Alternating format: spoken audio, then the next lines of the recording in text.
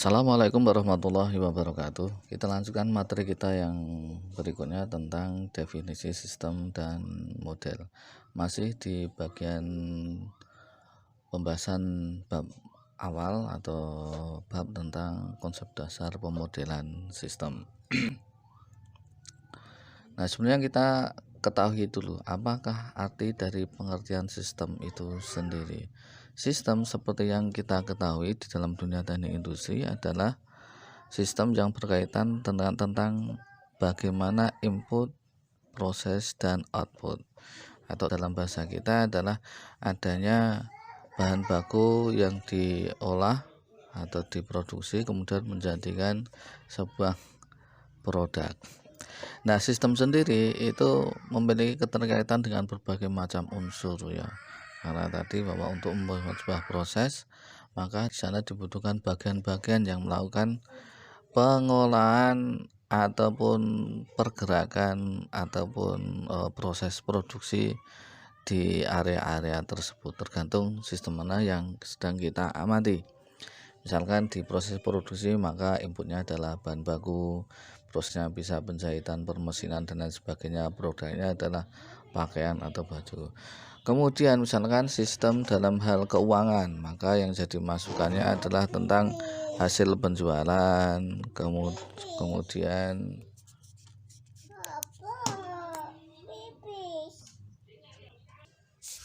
sehingga sistem tidak akan lepas dari bagian-bagian yang terkait, yang terlibat dalam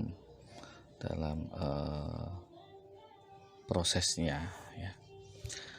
Sehingga sistem ini memiliki unsur-unsur, satu adanya elemen atau bagian atau adanya komponen-komponen yang terlibat, pasti itu ya.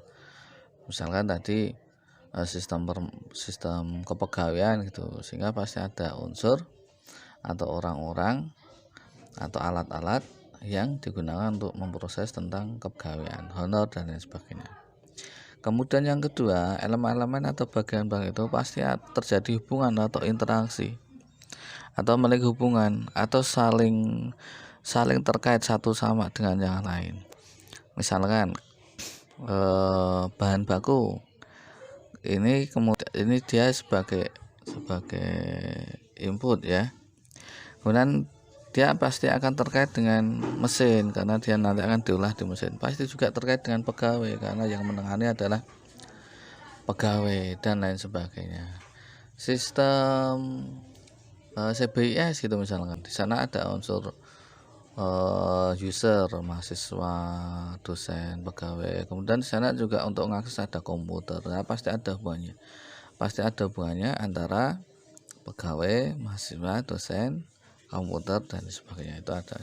Sehingga unsur sistem atau komponen-komponen sistem itu pasti adanya elemen, bagian atau komponen, dan di antara keduanya itu pasti ada hubungan.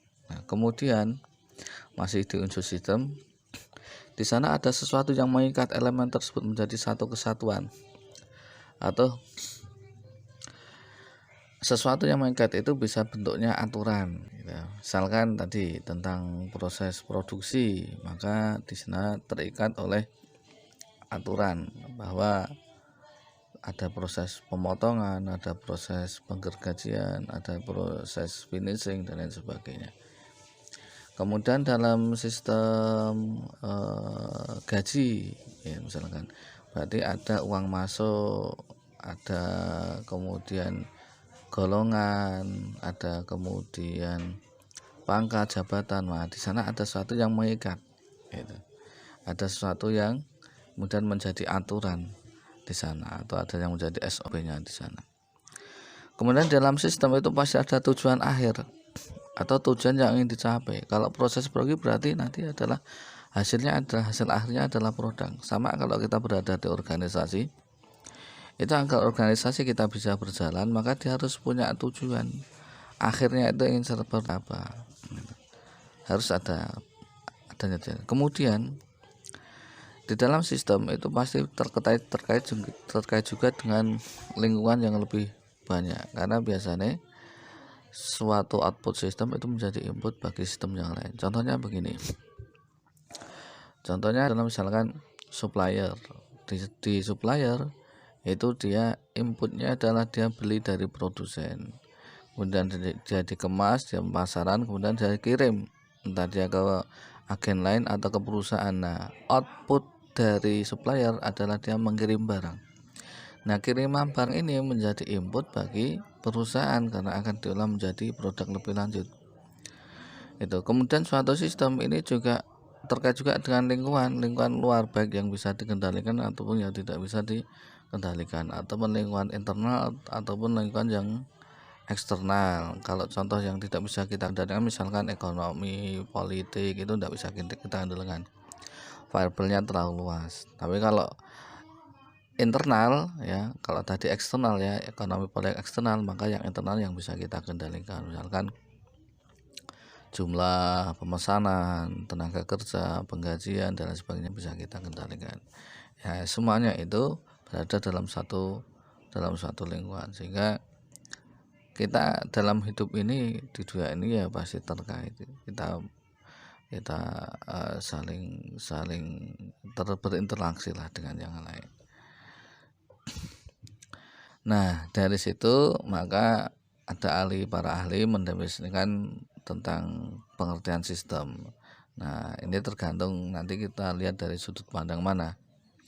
Kalau dari sudut pandang hukum, maka pengertian sistem adalah kumpulan aturan yang membatasi baik oleh kapasitas maupun lingkungan untuk menjamin keserasian dan keadilan.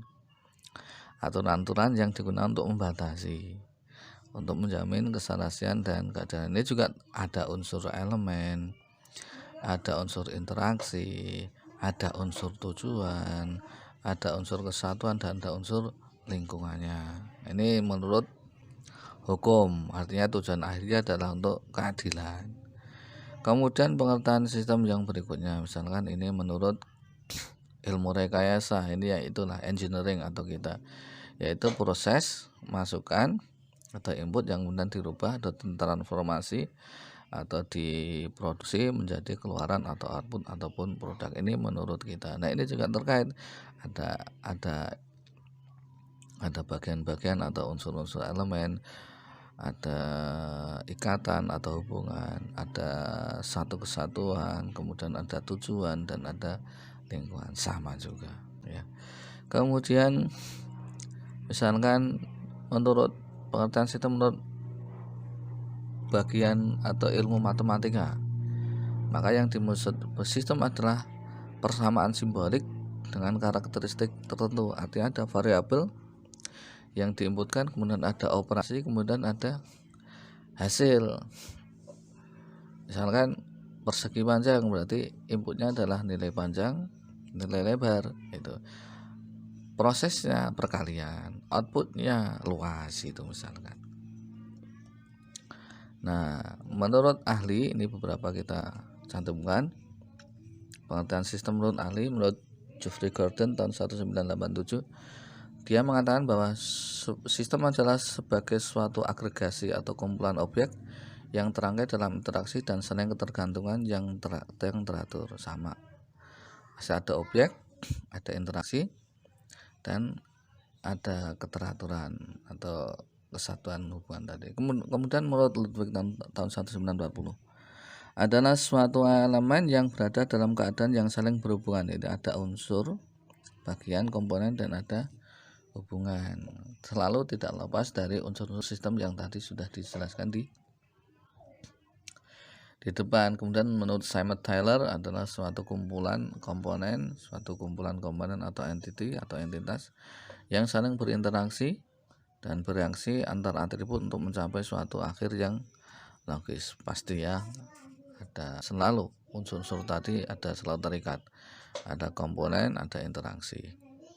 Kemudian menurut kamus Webster adalah suatu kesatuan atau unity yang kompleks yang dibentuk oleh bagian-bagian yang berbeda atau diverse yang masing terikat pada subjek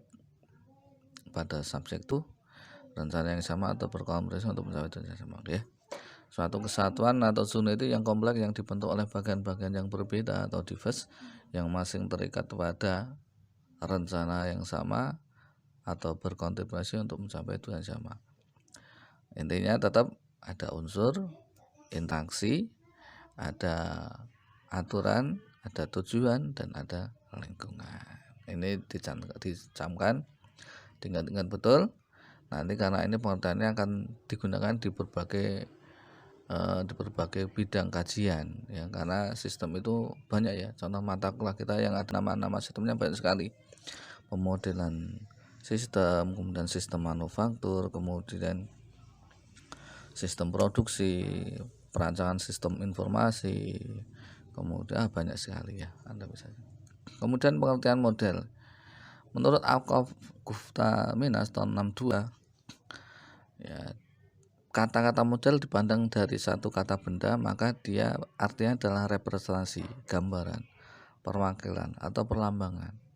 Misalkan miniatur pesawat terbang, maka dia adalah penggambaran dari pesawat terbang yang asli atau yang sebenarnya. Kemudian kata model jika adalah dari kata sifat, maka artinya ideal, idaman, teladan, contoh, cita-cita. Misalkan si A adalah model mahasiswa teknik masa kini, ini tetap juga penggambaran namanya.